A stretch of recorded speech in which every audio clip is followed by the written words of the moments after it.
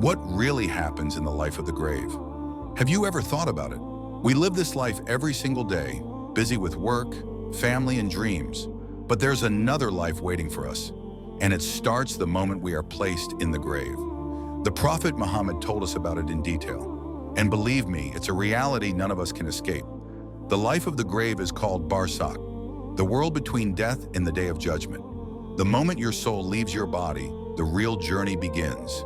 Your family cries, people pray for you, they lower you into the grave, and then they all leave. The sound of their footsteps fades away, and now you are alone. No phone, no friends, no family, only your deeds. At that moment, something terrifying happens. Two angels, Munkar and Nakir, come to you. They sit you up and they ask three questions. Who is your Lord?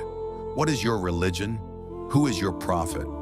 If you lived your life remembering Allah, if you prayed, obeyed Him, and followed the Sunnah of Muhammad, peace be upon him, you will answer easily. My Lord is Allah, my religion is Islam, and my prophet is Muhammad. When you give these answers, a voice will call out from the heavens. My servant has spoken the truth. Your grave will then expand as far as your eyes can see. A window of paradise will open for you, and a cool breeze will flow in. A man with a beautiful face, smelling of perfume, will come and say, I am your good deeds, and then you will rest in peace until the day of judgment.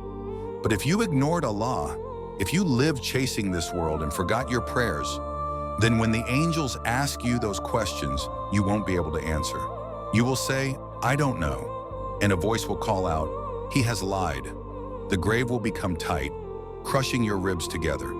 A window of hell will open, heat and smoke will fill your space, and a man with an ugly face and foul smell will come and say, I am your evil deeds.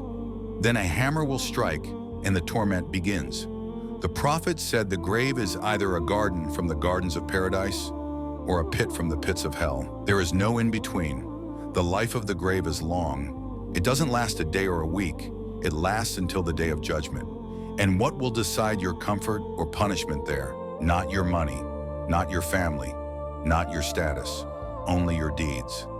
So now let me ask you, if you know that the grave will either be the best place you've ever been or the worst nightmare you can imagine, what are you doing to prepare for it? The prophet said, visit the graves, for they remind you of the hereafter. Your two lives, this life and the life of the grave, are connected. What you do here decides what happens there. When people forget this, they live like they'll never die. But when you remember it, you live wisely.